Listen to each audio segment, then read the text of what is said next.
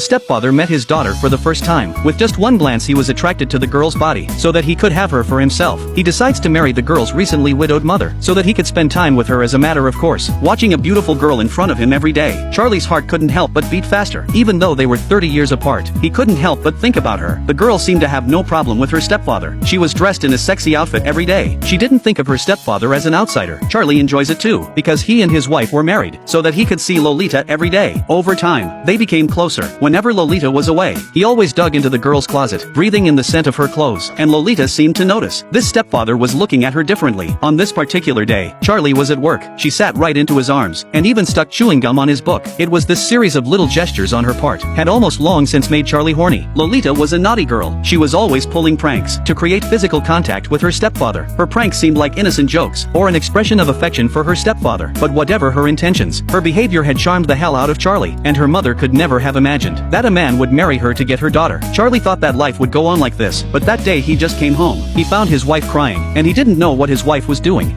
The Hayes woman, the fat cow, the obnoxious mama. His wife had read his diary. Charlie was in a state of shock. The diary was filled with his complaints about his wife, and his love for Lolita. Charlie was in a trance as he watched his wife fall apart. His mind was racing. How was he going to explain this to his wife? If he couldn't think of the perfect reason, that would mean he'd never see Lolita again. In a trance, he suddenly received a phone call. That's when Charlie realized his wife wasn't in the room. He rushed out the door to look for her, but the door was full of neighbors. Charlie went to the front and realized his wife had run out of the house crying. She ran into an oncoming car. The impact killed her instantly. Looking at his wife who fell to the ground, Charlie suddenly had a feeling of relief. For him, the death of his wife is not a bad thing, because then he could be with Lolita.